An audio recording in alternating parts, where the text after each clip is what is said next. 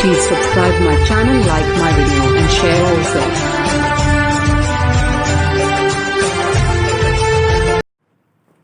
नमस्कार दोस्तों, मैं राहुल मौर्य स्वागत करते हैं अपने YouTube channel tricky math solution में राहुल सर में। दोस्तों आज हम लोग NCERT बोर्ड कक्षा 10वीं का मैथ लेकर आए हुए हैं और मैथ में आज हम लोग प्रश्नावली 5.1 देखेंगे। प्रश्नावली 5.1 जो समांतर श्रेणी नाम चैप्टर से अर्थमेटिक प्रोग्रेस है, ठीक है, शॉर्ट में AP भी बोलते हैं इसको।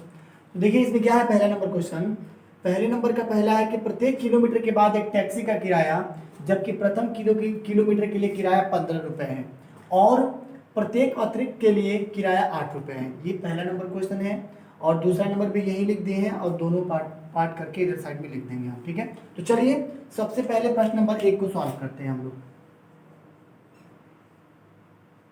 पहले को सॉल्व करते हैं। और ये भी ध्यान देना है हमें कि ये भी निकालना है कि ये समांतर क्रम में है या समांतर प्रोग्रेशन या समांतर क्रम में है या नहीं, इस चीज को दर्शाने हैं।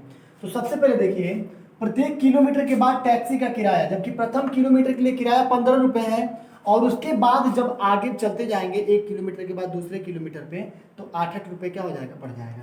सपोज दैट मानिए कि हमें इस स्थान से लेकर के और इस स्थान पे जाना है, ठीक है, ये स्थान नंबर A मानते हैं और यह स्थान B मान लेते हैं इसको, ठीक है। जब हमने यहाँ से ऐसे यात्रा करते हुए यहाँ पे आया और जब हमें लगा कि नहीं 1 किलोमीटर का दूरी हमने तय कर लिया तो हमने टैक्सी को 15 रुपये दे दिया, ठीक है।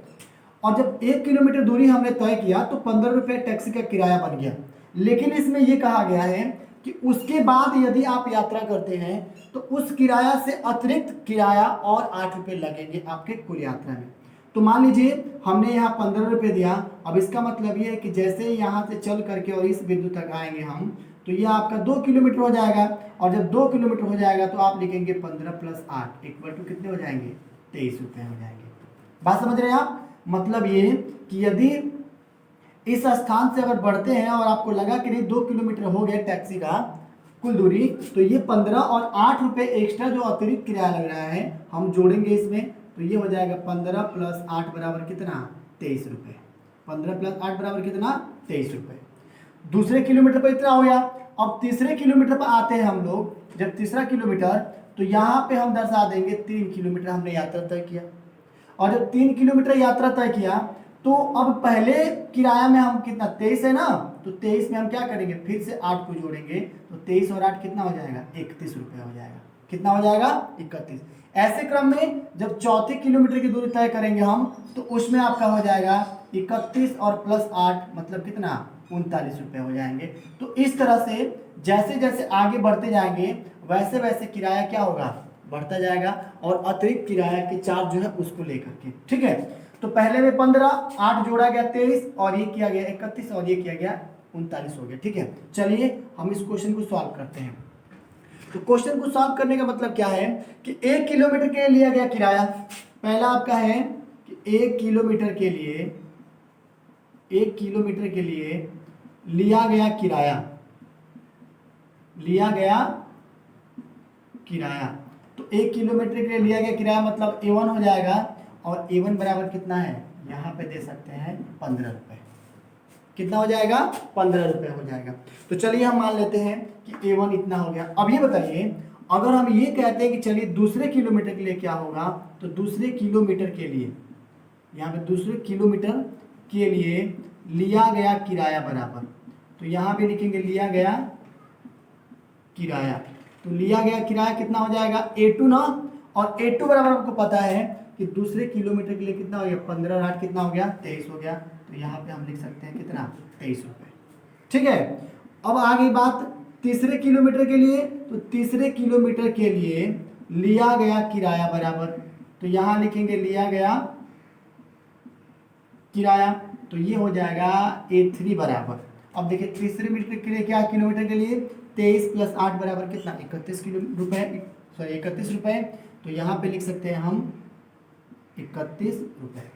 और उसके बाद से अगला है चौथा किलोमीटर के लिए, यानी 4 किलोमीटर के लिए फिर से हमें टैक्सी द्वारा लिया गया हम मुझसे किराया कितना है, लिया गया, यहाँ लिख सकते हैं किराया, लिया गया किराया, यहाँ पे हो जाएगा A4 बराबर कितना हो रहा है, 39 ना, तो यहाँ पे थोड़ा सा अच्छे से लिख लीजिए, यहाँ पे 39 रुपये, तो यहाँ लिख सकते हैं 39 रुपये।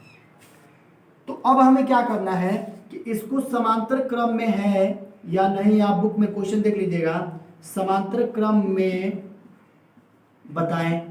तो जब इसको समांतर क्रम में बताया जाएगा तो सबसे पहली बात, पहला मान अगर निकालते हैं हम लोग तो पहले मान में क्या बन जाएगा, ये होता है, देखिए इसको आप पहले दर्शा लीजिए।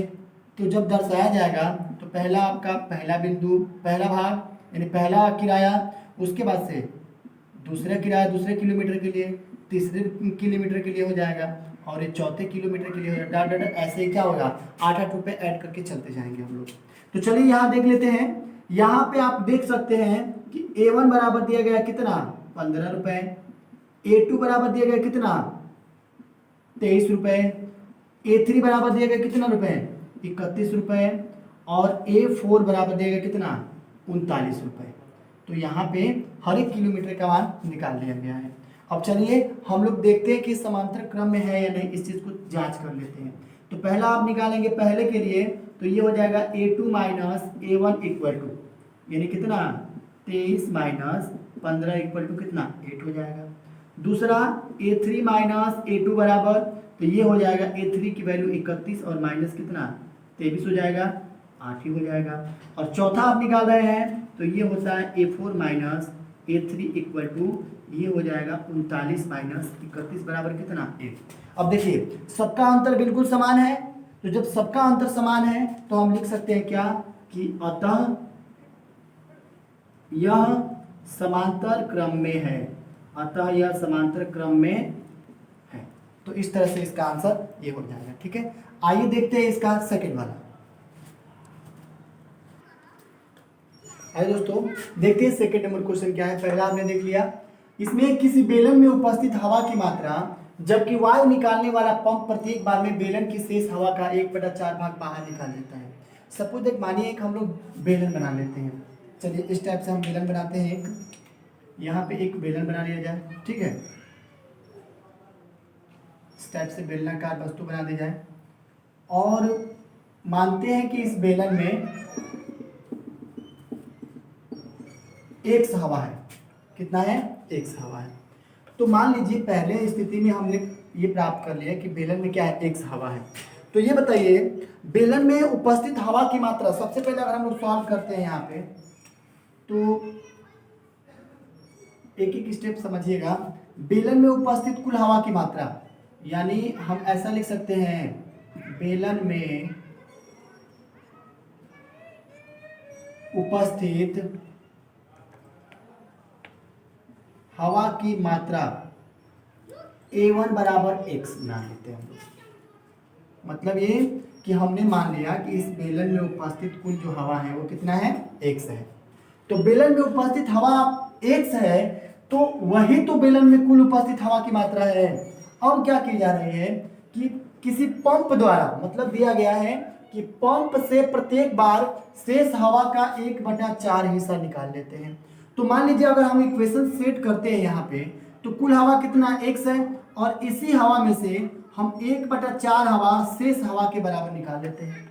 मतलब अब मान लीजिए इसमें से कुछ हवाएं निकलेंगी तो शेष हवा का 1/4 ही तो हिस्सा बचेगा उसमें। तो 1/4 हिस्सा हम क्या करते हैं हवा का निकालते हैं, तो शेष हवा बचा हुआ बना है x।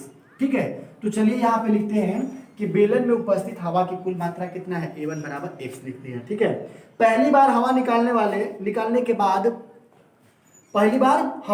के बाद शेष हवा, चलिए यहाँ लिखते हैं हम यहाँ पे पहली बार अगर पंप द्वारा, यानी पहली बार हवा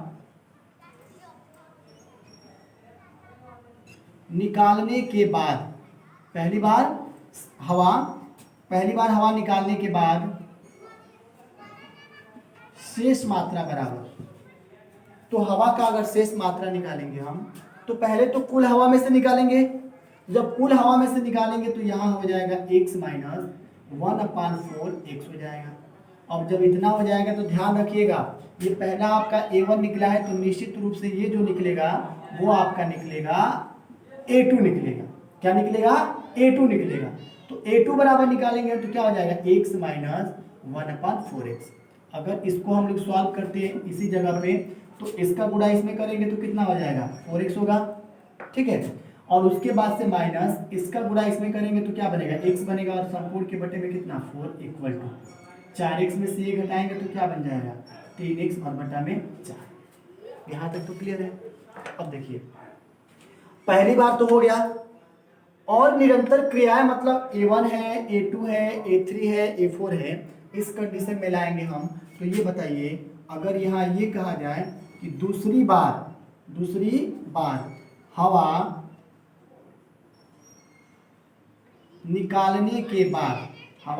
निकालने के बाद शेष मात्रा, यानी शेष मात्रा का मतलब समझिएगा उस बेलन में उपस्थित शेष मात्रा जो हवा का होगा वो निकालेंगे, तो मात्रा यानी A3 बनेगा, और A3 बराबर निकालेंगे हम तो इस हवा के सापेक्ष, मतलब इस हवा का मान यानी 3x/4 माइनस 1/4x और किसके x के सापेक्ष निकालेंगे हम, ठीक है। तो हम निकाल लेते हैं इसका ही मान। तो जब इसका मान निकाला जाएगा तो ये अब ये जो हवा बचा इसके सापेक्ष निकालेंगे हम, तो ये हो जाएगा 3x/4 माइनस 1/4 कोष्ट में 3x/4 हो जाएगा। क्योंकि पहली बार आपका x हवा था, तो हमने क्या किया कि कुल हवा का जो हिस्सा था निकलने वाली हवा का 1/4 का शेष बनेगा। तो मान लीजिए किसी बेलन में भरा हुआ हवा है, अगर हम कुछ हवा निकालते हैं तो शेष हवा बचेंगी, वही शेष हवा हमने x मान लिया है। तो फिर यहाँ पे इतना निकल, अब जो हवा बच गया इस हवा का फिर से 1/4 शेष हवा के बराबर निकालेंगे हम। तो यहाँ दिया गया है कितना 3x। अब इसको सॉल्व करते हैं हम लोग। सबसे पहले जैसे ऐसे लिख लीजिए यहाँ पे, तो ये हो जाएगा 3x/4 माइनस इससे गुणा करेंगे तो ये हो जाएगा 3x/4 चौका कितना होता है 16। फिर से अब देखिए 16 और 4 का एलसीएम निकालेंगे हम। तो जब 16 और 4 का एलसीएम निकाला जाएगा तो अब देखते हैं क्या निकलता है। ये आपका 16 हो जाएगा और बटे में 4 से भाग दीजिए, 4 चौका 16 और 4 तिहाई 12x और माइनस 16 एकम में 16 और ये हो जाएगा 3x हो जाएगा। तो ये कितने हो जाएंगे 12x में से ये घटेगा तो 9x और बटा में 16 हो जाएगा। तो ये हमने A3 का मान निकाला।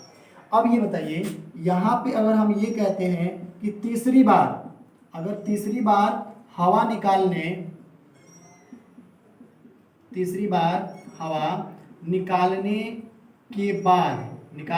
के बाद शेष बचा मात्रा बराबर आपका हो जाएगा A4।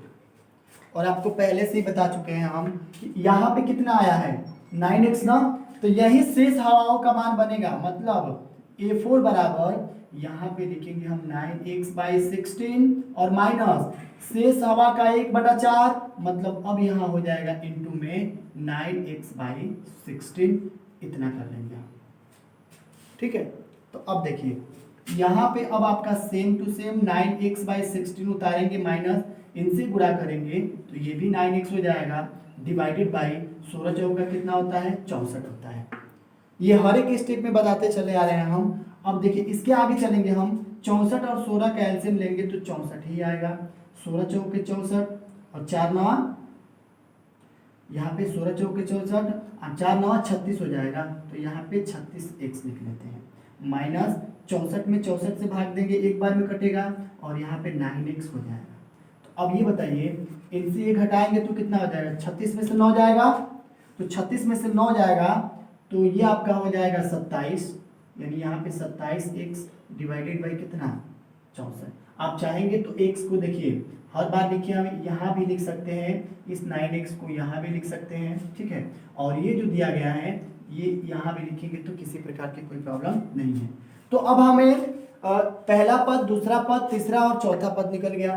तो क्यों हम ऐसे दर्शा सकते हैं, यहाँ पे A1 बराबर x मान लिए हमने, ठीक है। A2 बराबर क्या आया है, तो A2 बराबर आया है 3/4x और यहाँ पे A3 बराबर कितना आया है, तो A3 बराबर निकला है कितना 9/16x। तो यहाँ पे A4 बराबर कितना आया हुआ है, तो A4 बराबर यहाँ लिख लेते हैं हम लोग। A4 बराबर आया है कितना 27/64x। यहाँ तक ठीक है। चलिए हम देखते हैं कि ये समांतर क्रम में है या नहीं, इसको चेक कर लेते हैं। तो पहला कंडीशन में आएगा आपका a2 minus a1 equal to, यही से थोड़ा समझना है आपको। ये बताइए a2 की वैल्यू कितना है, तो यहाँ दिया गया है 3/4x माइनस a1 की वैल्यू कितना है, तो x दिया गया है। इसको ऐसे लिख सकते हैं, x में गुणा करेंगे इसको तो कितना हो जाएगा 3x/4 minus x equal to, अब 4 से गुणा कीजिए इसमें तो ये हो जाएगा 3x और ये हो जाएगा -4x divided by 4 equal to, ये कितना बन जाएगा -x/4। 3x में से 4x घटाएंगे तो -x/4 बन जाएगा, पहला पद हो गया। ठीक है, दूसरा आपके पास सूत्र में ये होता है, दूसरा पद निकालते हैं। मतलब देखिए यहाँ पे अगर लिखना चाहेंगे तो पहला पद लिख लीजिए और इसको आप लिखना चाहेंगे तो ये आपका हो जाएगा दूसरा पद। तो दूसरा पद अगर हम निकालेंगे तो दूसरा भाग में निकालना जाएगा तो क्या बनेगा, ये हो जाएगा a3 minus a2 equal, a3 की वैल्यू कितना है तो देख सकते हैं 9/16x दिया गया है, 9/16x। तो यहाँ लिख लीजिए 9/16x इसके साथ ले लीजिए ताकि कोई दिक्कत ना हो। अब देखिए माइनस a2 की वैल्यू कितना है, तो यहाँ पे दिया गया 3/4x दिया गया है, तो 4x कर लीजिए इक्वल टू। अब ये बताइए यहाँ पे 16 और 4 कैल्शियम 16 ही होता है, तो यहाँ पे 16 हो जाएगा और बटे में 16 एकम में 16, तो यहाँ पे 9x और माइनस 4 चौके 16 और 3 चौके तो 12x हो जाएगा। अब बताइए 9 में से एक घटेगा तो -3x और बटे में कितना हो गया 16 हो गया। ये पहला निकल गया, दूसरा निकल गया। अब निकालते हैं हम लोग तीसरा, इधर की तरफ लिख ले रहे हैं हम लोग।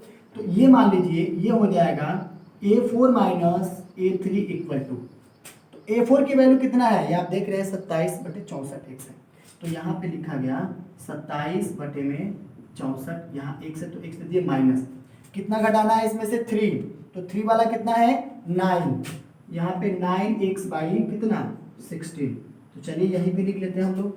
इसका एलसीएम लेंगे हम तो 64 हो जाएगा, 64 एकम में 64, ये आपका 27x और माइनस 16 चौके 64, 4 9 36x हो जाएगा इक्वल टू। अब देखिए 36 में से 27 घटाएंगे हम तो कितना हो जाएगा, ये हो जाएगा 9x, तो यहाँ पे -9x और बटा में 64। तो अब ये बताइए पहला निकाले पहला पद तो -x/4 हो गया, दूसरा पद निकाले तो -3x/16 हो गया और तीसरा पद निकालेंगे तो -9x/64 हो गया। तो क्या ये पद अलग अलग या समान रूप से है, यदि समान रूप से नहीं है तो नहीं है, तो लिख सकते हैं क्या कि समांतर,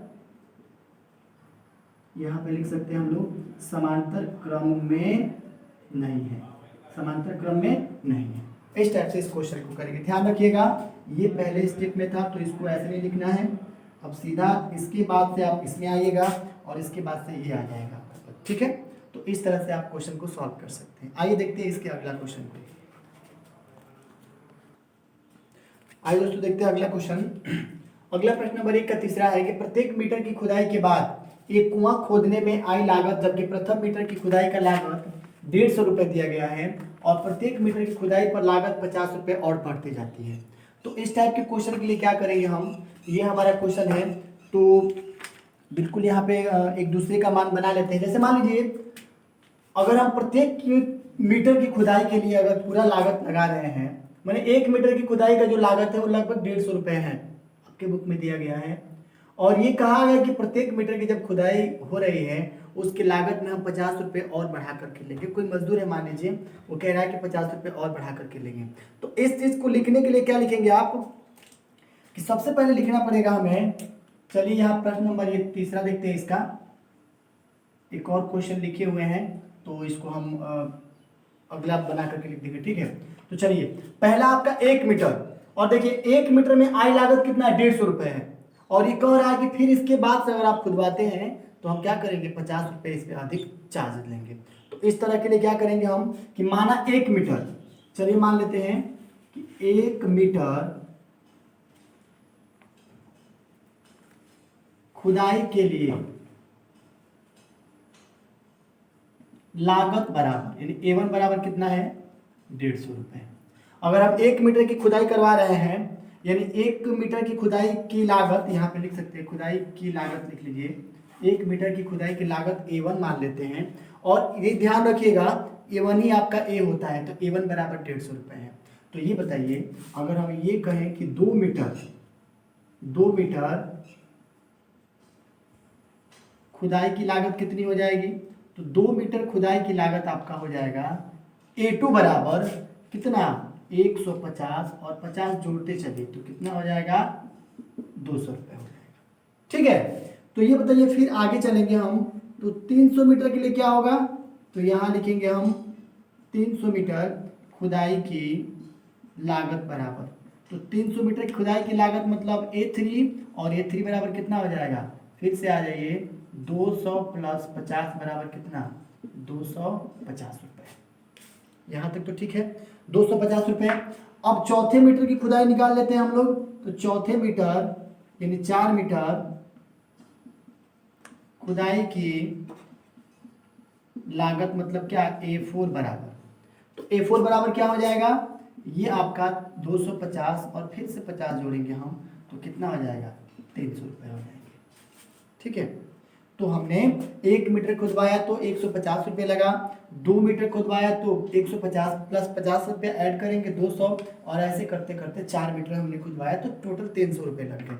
अब हमें देखना है कि समांतर क्रम में है कि नहीं, तो इसके लिए सबसे पहले क्या करने पड़ेंगे कि यहाँ पूरा मान ले लीजिए A1 बराबर कितना हो गया 150, यहाँ आपका A2 बराबर कितना हो जाएगा 200 दिया गया है, A3 बराबर कितना दिया गया है 250, और A4 बराबर दिया गया है कितना 300, कितना दिया गया है 300।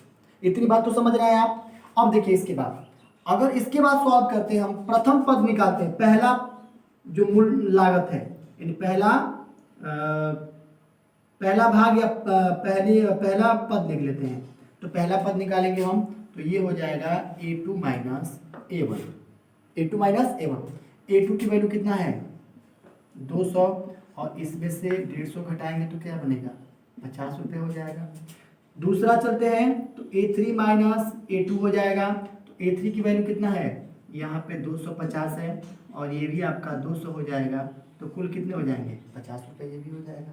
अच्छा, अगला A4 माइनस A3 निकालते हैं, तो A4 की वैल्यू कितना है 300 है, इसमें से निकालेंगे कितना 250 A3 को, तो भी क्या बन जाएगा 50 रुपये। अब हम देख रहे हैं कि जो तीनों मान दी गई है ये बिल्कुल समान क्रम में है, समान अंतर इसका है, तो लिख सकते हैं क्या कि अतः यह समांतर क्रम में है। ठीक है, तो ये था 3 नंबर। आइए देखते हैं इसका अगला यानी चौथा नंबर। आइए देखते हैं इसके अगला वाला क्वेश्चन। अगला क्वेश्चन यानी अभी इसके पहले हमने ये किया, अब ये वाला क्वेश्चन को देखते हैं। दिए गए खाते में प्रत्येक वर्ष का मिश्र धन, जबकि 10,000 रुपए की धनराशि पर 8% वार्षिक ब्याज की दर से चक्रवृद्धि ब्याज हमें जमा की जाती है, वो हमें निकालने हैं। यानी हमें कुल मिलाकर क्या निकालना है मिश्र धन निकालना है। क्या निकालना है मिश्र धन। तो ये बताइए, अगर हम यहाँ पे ऐसे करें कि पहले वर्ष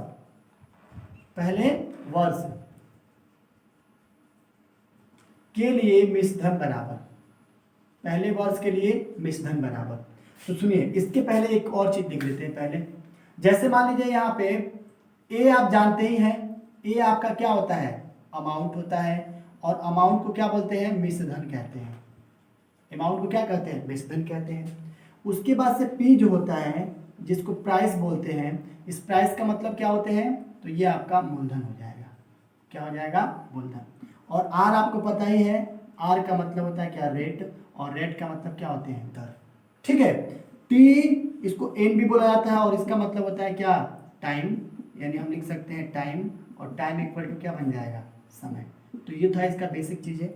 ठीक है, तो ऐसा करते हैं हम लोग कि इसी चीज़ को पहले देखते हैं। अमाउंट नहीं दिया गया है, हमें इसकी वैल्यू ज्ञात करनी है हर 1 साल 2 साल 3 साल 4 साल के लिए। लेकिन यहाँ जो पी है मूलधन है वो दिया गया कितना 10,000 रुपये, तो आप यहाँ पे 10,000 रुपये लिख सकते हैं। उसके बाद से आर दिया गया, आर कितना है तो 8% वार्षिक है। 8% क्या है वार्षिक है।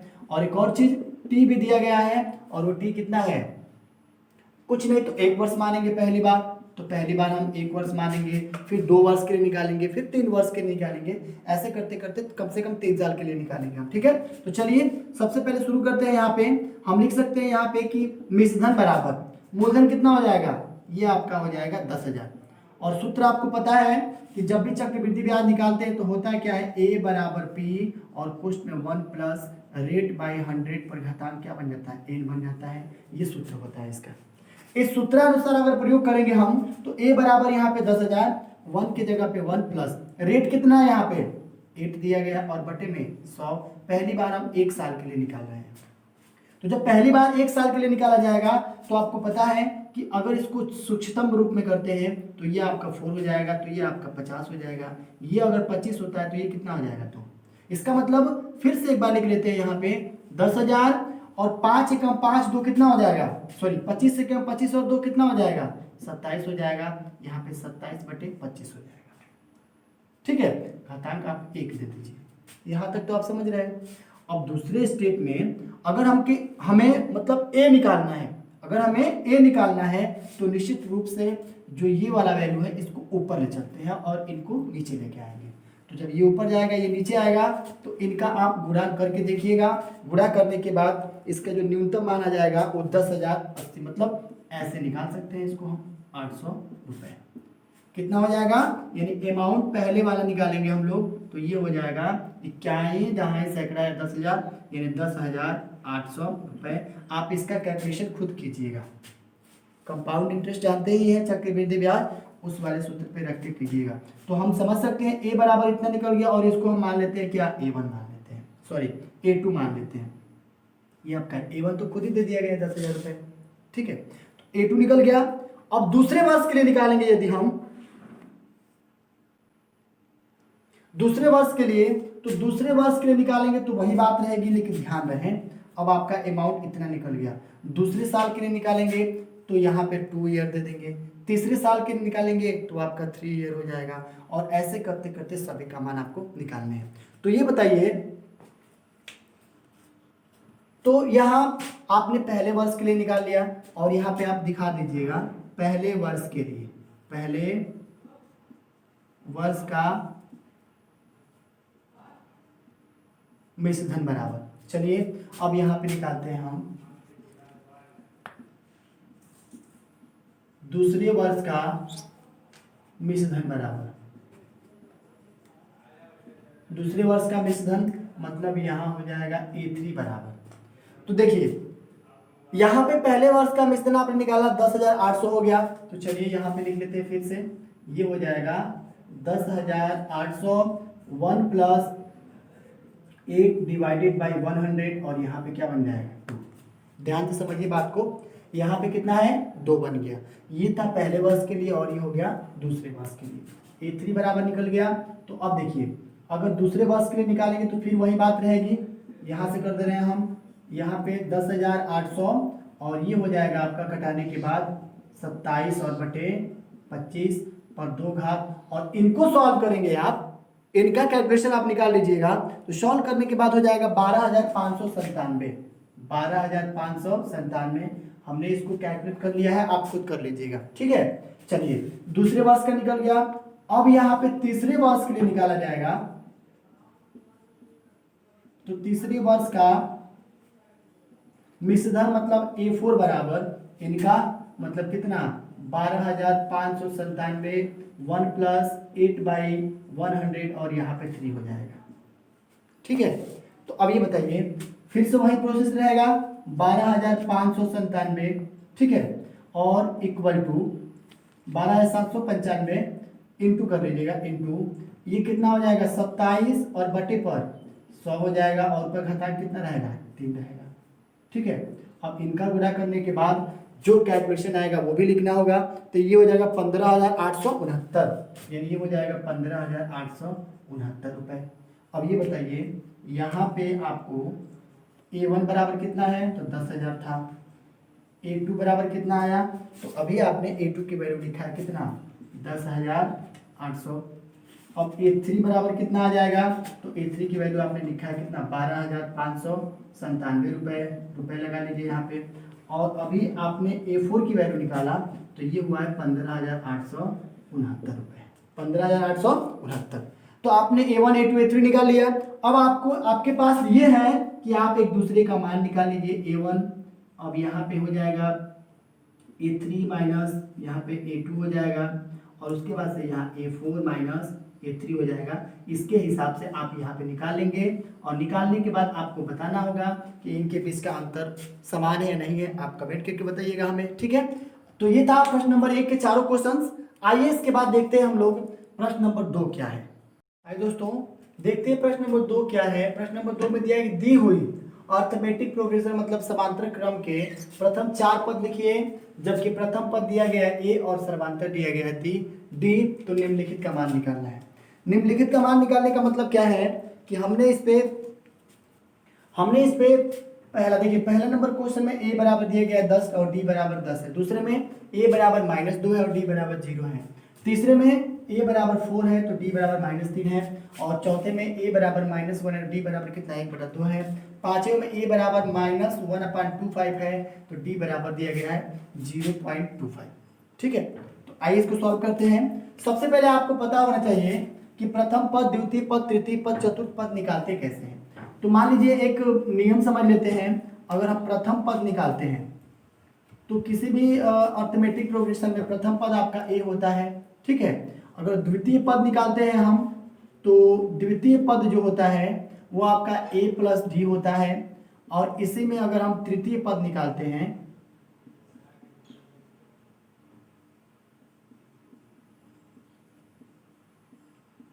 तृतीय पद को A प्लस 2D से निकालेंगे हम लोग। और चौथा पद निकालते हैं हम लोग, चौथा पद, तो चौथा पद को क्या निकालते हैं A प्लस 3D से निकालते हैं। इसी प्रकार पांचवा निकालेंगे हम लोग तो A प्लस 4D हो जाएगा। तो हमें सिर्फ 4 पद ही निकालने के लिए कहा गया है, ठीक है। तो चलिए सबसे पहले हम सबका पद निकालते हैं। तो इसी फार्मूले पे दोनों को सॉल्व करके देख लेते हैं। मान लीजिए पहला निकाला गया तो हमने निकाला कि प्रथम पद बराबर A, और A बराबर कितना है 10 दिया गया है, दिया गया है ना। अच्छा, अगर इसका द्वितीय पद निकाला जाएगा तो ये आपका हो जाएगा A प्लस D मतलब कितना 10 बराबर कितना हो जाएगा 20, ठीक है। D दिया गया और D की वैल्यू कितना रखना है इसके लिए भी कर रहे हैं। अभी जो भी सॉल्यूशन है ये आपका इसके लिए की जा रही है, इस वाले क्वेश्चन के लिए। तो यहाँ पे आप देख सकते हैं कि A बराबर 10 है और फिर से D बराबर 10, तो दोनों को इस सूत्र पे लिखा। द्वितीय पद बराबर कितना आ गया 20 आ गया, ये पहला पद आया था, ठीक है। तो ये बताइए अगर हम इसी क्रम में तृतीय पद निकालते हैं तो A की वैल्यू कितना है 10 है तो 10 हो गया, और प्लस 2D है तो 2 की जगह पे 2 इंटू D की वैल्यू कितना 10, मतलब कितना हो जाएगा 10 धन 20 बराबर कितना हो जाएगा 30 हो जाएगा। तृतीय पद निकल गया। चतुर्थ पद निकालते हैं हम लोग, चौथा पद, तो चौथा पद वही ऐसे करेंगे। A की वैल्यू 10 है और प्लस यहाँ पे 3 इंटू 10 कर देंगे तो A प्लस 10 से कितना हो जाएगा 30 बराबर कितना हो जाएगा 40 हो जाएगा। तो ये बताइए इस क्रम में 4 ही पद निकाले, पहला, दूसरा, तीसरा और चौथा। तो हम दिखा सकते हैं यहाँ पे पहला पद 10, दूसरा पद 20 में 20 और तीसरा पद 30 और चौथा पद क्या हो गया 40, और यही हमको निकालने थे। तो आंसर निकल गया। ये तो था आपका पहला नंबर। सपोज दैट मानिए यहाँ पे आपका सेकंड क्वेश्चन आपका ये है, सेकंड क्वेश्चन ये है। तो इस कंडीशन में भी लिखेंगे हम प्रथम पद A1 बराबर A, या फिर हम ये भी दे सकते हैं A बराबर A1 और A1 की वैल्यू कितना है तो यहाँ पे -2 दिया गया है, दिया गया -2, ठीक है। अब द्वितीय पद निकालते हैं हम, मतलब अगर यहाँ पे द्वितीय पद निकालते हैं तो द्वितीय पद क्या होते हैं तो आप समझ सकते हैं सूत्रानुसार A प्लस D होता है। क्या होता है A प्लस D। तो A की वैल्यू अभी यहाँ पे -2 है और D की वैल्यू 0 दिया गया है, तो इसका ही मान क्या बनेगा -2 ही बनेगा, ठीक है। अच्छा, अगर हम ये कहें कि तृतीय पद निकाल रहे हैं, मान लीजिए चलिए तीसरा पद निकाल ले रहे हैं, तो तीसरा पद मतलब कितना A3 हो जाएगा, और A3 का मतलब क्या बनेगा ये होता है A plus 2D, A plus 2D। और A प्लस 2D निकालेंगे हम तो A की वैल्यू कितना है तो यहाँ -2 है और प्लस 2D, 2 की जगह पे 2 इंटू D की वैल्यू 0, इसका मतलब इसका ही मान कितना बन जाएगा -2 ही बनेगा, क्योंकि D की वैल्यू 0 है तो 0 से अगर गुणा करेंगे तो 0 ही आएगा। और इसी प्रकार हम चौथा पद निकालेंगे हम यहाँ पे तो यहाँ पे हो जाएगा चौथा पद मतलब A4 बराबर ये A3 बराबर होता है और ये A2 बराबर होता है, ध्यान रखिएगा। तो A4 बराबर निकालेंगे हम तो A प्लस 3D हो जाएगा और A की वैल्यू -2 और प्लस यहाँ पे 3 इंटू 0 इक्वल टू क्या बन जाएगा, -2 बन जाएगा। इस प्रकार से इनके जो पद बने हैं वो -2 -2 -2 और -2, इस तरह से हमने क्या निकाल लिया, इसका आंसर निकाल लिया। ठीक है, आइए इसके बाद देखते हैं तीसरा नंबर क्वेश्चन। और तीसरा नंबर A बराबर 4 है और D बराबर 3 दिया गया है। तो देखिए जब A बराबर 4 है और D बराबर आपका दिया गया है -3, तो इसको भी सॉल्व करते हैं। मतलब अब देखिए ऐसे लिख रहे हैं हम, प्रथम पद यानी फर्स्ट पद क्या बन जाएगा A1 और A1 की वैल्यू कितना बन जाएगी, तो यहाँ पे केवल 4 हो जाएगा। प्रथम पद को यही मानते हैं। द्वितीय पद निकालेंगे हम, आप समझ लीजिएगा इंडिकेशन। सेकेंड पद इक्वल टू क्या बन जाएगा, A प्लस D बन जाएगा और A की वैल्यू 4 है और प्लस माइनस माइनस D की वैल्यू 3 हो जाएगा, तो ये आपका 1 हो जाएगा। क्यों, क्योंकि सूत्र में हम क्या समझे हैं, A प्लस D समझे हैं। तो यहाँ पे A प्लस D लिखेंगे बट यहाँ पे -3 है ना, तो माइनस और प्लस का गुणा होता है तो माइनस ही आते हैं। अच्छा, अब हम लोग थर्ड पद करते हैं। थर्ड पद में क्या बन जाएगा, A प्लस 2D और A की वैल्यू 4 माइनस 2 की जगह पे 2 इंटू D की वैल्यू कितना, -3, तो यहाँ पे -3 कर लेते हैं।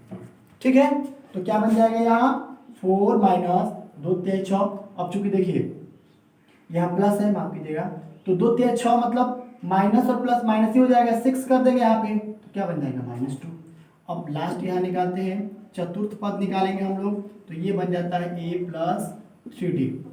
A प्लस क्या बनता है, 3D बनता है। तो A की वैल्यू 4 हो जाएगा और -3D मतलब कितना, 3 तिहाई 9, तो यहाँ पे 9 हो जाएगा, 9 में से 4 जाएगा 5, माइनस से बन जाएगा। तो इस तरह से इसमें भी पद मिल गए कितना, 4 1 -3 -2 और -5। पहला पद में आपने यहाँ पहला पद में आपने 4 निकाला, दूसरे में 1 और तीसरे में यहाँ पे निकला हुआ है कितना, -2। कितना निकला है, -2 और चौथे में निकला है क्या, -5।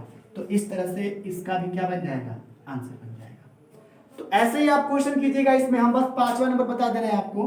5वां नंबर क्वेश्चन है, यहाँ पे दिया गया प्रथम पद, तो फर्स्ट पद निकालेंगे यहाँ पे और प्रथम पद A, तो ये बताइए A1 बराबर A और A इक्वल टू कितना, -1.25। बस ध्यान से आप देखेंगे समझ में आ जाएगा।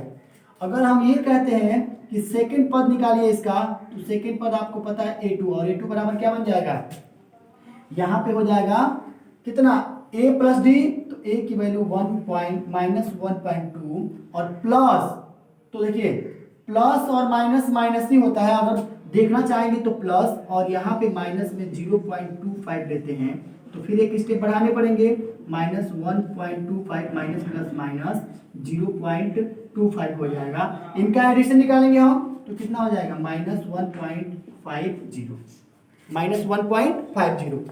अगर यहाँ पे तृतीय पद निकालते हैं हम लोग, तो तृतीय पद में बन जाएगा आपका, तृतीय पद मतलब कितना है, A प्लस 2D और A की वैल्यू क्या है, -1.25 माइनस, अब 2D है तो 2 से मल्टीप्लिकेशन करेंगे कितने में, 0.25 में। तो अब बताइए -1.25 और माइनस, इनसे गुणा कीजिए, 2 5 10 के 0 हाथ से 1 हो जाएगा, 2 दूना 4 और 1 5 हो जाएगा और 2 0 हो जाएंगे। तो मतलब 2 से 0.5 में गुणा किया गया। अब इसको जोड़ दीजिए तो फिर से कितना हो जाएगा, -1.75। कितना हो जाएगा, 75। तो ये निकल गया। इसी प्रकार से चतुर्थ पद निकालेंगे हम लोग, तृतीय पद निकल गया, चौथा पद निकालेंगे तो ये होता है A प्लस 3D होता है। इसमें भी आपकी वैल्यू 1.25 और माइनस, इनका यदि गुणा करेंगे हम तो कितना हो जाएगा, 3D है ना, तो 3 हो जाएगा और इंटू 0.25 इक्वल टू, तो यहाँ पे -1.25 और माइनस कितना बन जाएगा, 3 5 15 के 5 हासिल 1 हो जाएगा और 3 दूना 6 और 1 7 हो जाएगा, 0.0 की जगह पे 0, इनको जोड़ लेते हैं तो ये बन जाएगा कितना, -2.0 और इस तरह से सबका मान निकल गया। कितना कितना निकला है तो देख सकते हैं आप, -1 पहले का, -1.250, -1.75 और -2.0 बन गया। तो इस तरह से सबका क्या बन गया आंसर। आप इस वाले क्वेश्चन को करिएगा, नहीं आएगा तो कमेंट कीजिएगा, बताएंगे। ओके, आइए देखते हैं अगला क्वेश्चन। आइए दोस्तों देखते हैं प्रश्न नंबर 4। प्रश्न नंबर 4 में दिया गया निम्नलिखित में से प्रत्येक अर्थमेटिक प्रोग्रेशन समांतर श्रेणी के लिए प्रथम पद तथा सर्वांतर लिखना है आपको। तो क्वेश्चन दिए गए हैं पहला 3, 1, -1, -3 और इस तरह से पूरे क्वेश्चन लिखे गए अलग अलग। चलिए हम लोग पहला नंबर को देखते हैं। पहले नंबर क्वेश्चन को देखते हैं। ये बताइए इससे प्रथम पद पूछा गया ना, प्रथम पद और सर्वांतर बताना है आपको। तो सबसे पहले प्रथम पद निकालेंगे हम लोग। तो प्रथम पद कितना है इसमें, प्रथम पद आप देख रहे हैं कि a1 बराबर दिया गया कितना 3, ठीक है। अच्छा, एक और चीज निकाल लेते हैं इसमें हम लोग। द्वितीय पद बराबर दिया गया है a2 और a2 बराबर कितना है 1 है, ठीक है। तृतीय पद निकालेंगे हम लोग, तो तृतीय पद के लिए निकालेंगे हम तो a3 हो जाएगा और a3 बराबर दिया कितना -1 और यहाँ पे चतुर्थ पद मतलब चौथा पद और चौथा पद बराबर दिया गया कितना a4 और a4 इक्वल टू कितना -3। यहाँ तक तो ठीक है। अब सबसे पहले क्या करते हैं हम लोग कि सारवंतर निकालते हैं। क्या निकालते हैं, सारवंतर निकालते हैं। और आपको पता है सारवंतर आपका d होता है और d जब निकालेंगे हम तो d के लिए क्या बनता है आपका, ये हो जाएगा a2 -a1, तभी तो सारवंतर निकालेंगे इसमें। तो a2 -a1 पहले पद में निकालेंगे हम तो क्या बन जाएगा, ये 1 -3 बराबर 2 बन जाएगा। पहला पद, पहला सारवंतर निकाले हम लोग। इसी क्रम में अगर दूसरे से चलते हैं, दूसरा निकालेंगे हम।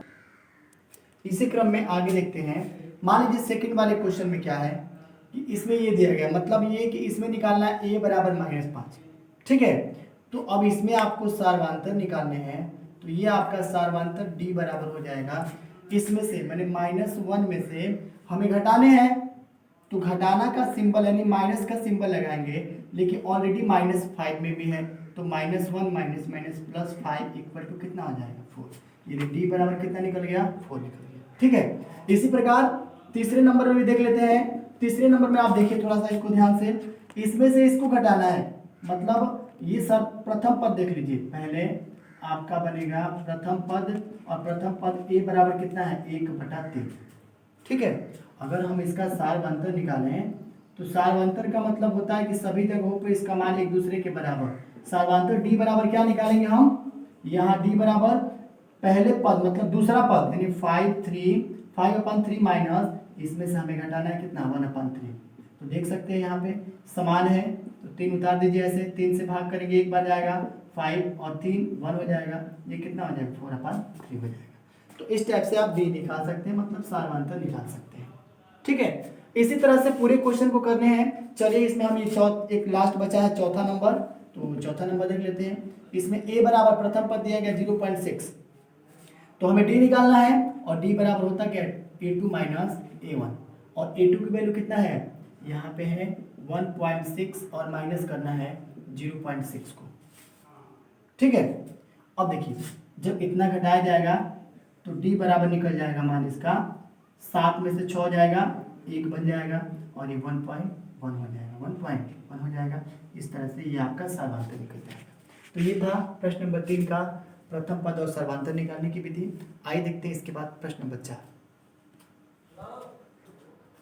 आइए दोस्तों देखते हैं प्रश्न नंबर 4 यानी इसका अंतिम क्वेश्चन है प्रश्नावली 5.1 का। निम्नलिखित में से कौन कौन समांतर क्रम में है, यदि कोई समांतर क्रम में है तो इसका सारवांतर ज्ञात कीजिए और इनके 3 और पद भी लिखना है आपको। तो सबसे पहले काम करते हैं हम लोग इस पहले नंबर क्वेश्चन को देखते हैं। इसमें पहला पद मतलब अगर निकालेंगे हम यहाँ पे तो देखिए प्रथम पद अगर जानते हैं हम तो प्रथम पद a1 बराबर कितना है 2 है, ठीक है। जैसे दूसरा पद में निकाले थे हम तो द्वितीय पद क्या बन जाएगा a2 बन जाएगा और a2 बराबर कितना है 4 है। इसी प्रकार तृतीय पद निकालेंगे हम लोग तो तृतीय पद क्या बनता है a3 बनता है और a3 बराबर कितना है 8 है। इसी प्रकार चतुर्थ पद निकालेंगे हम तो चतुर्थ पद बराबर कितना है a4 और a4 बराबर कितना है 16 है, ठीक है। तो एक काम करते हैं हम लोग, अगर यहाँ सर्वांतर निकालते हैं, सर्वांतर d निकालते हैं तो देखिए इसका सर्वांतर निकालना है पहले कंडीशन में। तो पहला आपका 2 4 8 6 दिया गया है तो पहले नंबर पे आएगा A2 माइनस A1 बराबर, A2 की वैल्यू कितना है 4 है, A1 की वैल्यू कितना है 2 है, ये घटाया जाएगा तो कितना बनेगा 2 बन जाएगा पहले कंडीशन में।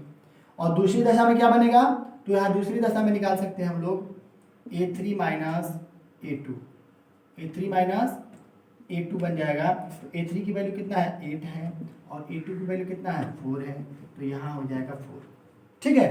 और यहाँ पे लास्ट A4 माइनस A3 निकालेंगे हम लोग, A4 की वैल्यू कितना है 16 है और ये 8 है, तो ये बताइए 8 हो गया। क्या ये समान अंतर पे है, नहीं है, इसका 2 मान है, इसका 4 मान है, इसका 8 मान है। तो क्या लिखेंगे हम, इसका समांतर ज्ञात कीजिए, इसके 3 पद भी निकालेंगे। तो सबसे पहले लिखेंगे कि अतः यहाँ पे 2 4 उसके बाद से 8 उसके बाद से 16, यहाँ लिख सकते हैं समांतर क्रम में नहीं है, समांतर क्रम में नहीं है।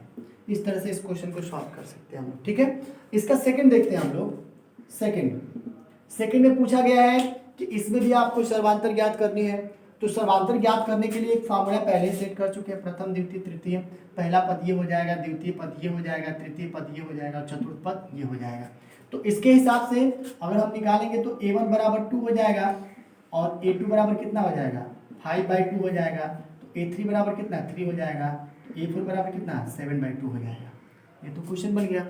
तो क्यों नहीं इसको ऐसे निकाल सकते हैं, सर्वांतर D निकाल रहे हैं हम लोग, A2 माइनस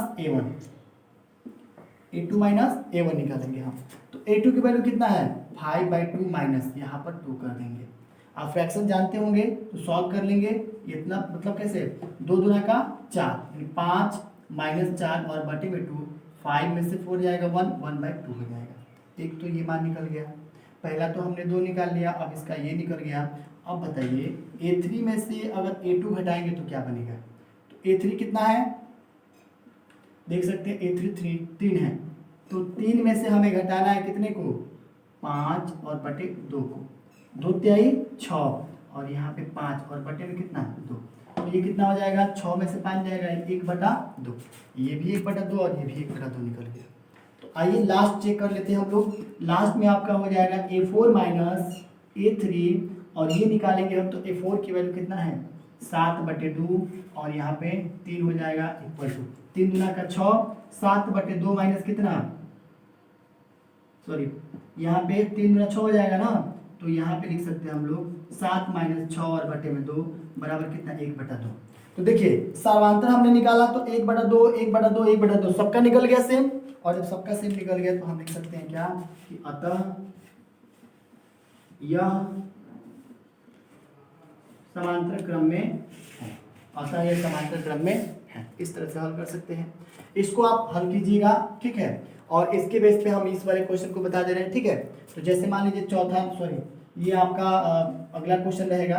अगर ये 12 नंबर क्वेश्चन है तो 12 नंबर ही देखिए। मान लीजिए 12 नंबर क्वेश्चन में लिखा गया यहाँ पे √2 है और यहाँ पे √8 है और यहाँ पे √18 है और फिर यहाँ पे कितना है √32 है। तो आपको इस क्वेश्चन के अनुसार आपने समझ लिया है कि पहला A1 A2 A3 और A4 है। तो ये बताइए अगर इसमें समांतर निकालना हो तो D1 इक्वल टू क्या बनाते हैं हम लोग A2 माइनस A1 बराबर, A2 की वैल्यू कितना है √8 है और माइनस यहाँ पे √2 हो जाएगा। इसको सॉल्व करेंगे तो आपको पता है √8 को हम चेंज कर सकते हैं, यानी जो √8 होता है इसका न्यूनतम पद हो जाएगा 2√2, कितना हो जाएगा 2√2 हो जाएगा। और जब यहाँ पे 2√2 हो जाएगा उसमें से माइनस √2 को बाहर करेंगे तो बन जाएगा कितना √2, क्योंकि इस रूट के बाहर अगर 1 मानेंगे तो 2 में से 1 जाएगा, 1 बनेगा, समान है तो 1 को क्या करेंगे बाहर निकाल देंगे। चलिए अब अगला A3 माइनस A2 निकालते हैं। तो A3 की वैल्यू कितना 8 है, सॉरी 18 है, तो यहाँ इसका मतलब क्या बनेगा √18 में से हम √8 को घटाएंगे। अब बताइए इसका न्यूनतम मान निकालेंगे तो कितना 3 लिखा 9 दूना 18, ये 3√2 हो जाएगा और माइनस ये आपको पता है 2√2 हो जाएगा। तो देखिए 3 में से 2 जाएगा 1, √2 मतलब क्या बन जाएगा यहाँ पे अकेले √2 बन जाएगा। चलिए लास्ट इसमें से देख लेते हैं A4 माइनस A3 के लिए निकालेंगे हम लोग। A4 माइनस A3 के लिए निकालेंगे हम। A4 की वैल्यू कितना 32 है, तो 32 यहाँ पे लिख लेते हैं रूट 32 और माइनस ये हो जाएगा रूट 18 इक्वल टू 32 के लिए कितना हो जाएगा 4 चौके 16 दूना 32, यानी यहाँ हो जाएगा रूट 4 रूट 2 हो जाएगा और माइनस ये हो जाएगा 3 का 9 दूना 18, 3 रूट 2 हो जाएगा। अब इसको सॉल्व करेंगे, 4 में 3 जाएगा 1 और यहाँ पे रूट 2। तो देखिए इसमें क्या है कि ये भी रूट 2 आ गया है, ये भी रूट 2 आ गया है और यहाँ भी रूट 2 आया हुआ है, अर्थात ये कह सकते हैं कि तीनों में समान मान आया है। तो इसको हम लिख सकते हैं क्या, समांतर श्रेणी में है, समांतर श्रेणी में है। ठीक है, तो इस तरह से इस पूरे प्रश्नावली 5.1 में क्वेश्चन जो सॉल्व किया गया है। इसके अलावा इसमें जो भी क्वेश्चन होगा आप कीजिएगा, नहीं आएगा तो बिल्कुल समझाया जाएगा आपको। आशा करते हैं पूरा आपको ये क्वेश्चन समझ में आ गया होगा। अगर आया है तो प्लीज़ मेरे इस क्वेश्चन को लाइक कीजिए, अपने दोस्तों में शेयर कीजिए और मेरे चैनल पे पहली बार है तो सब्सक्राइब भी कीजिए। धन्यवाद। अगली वीडियो बहुत जल्दी अपलोड की जाएगी। जय Hind. Thank you for watching my video, and next video coming soon.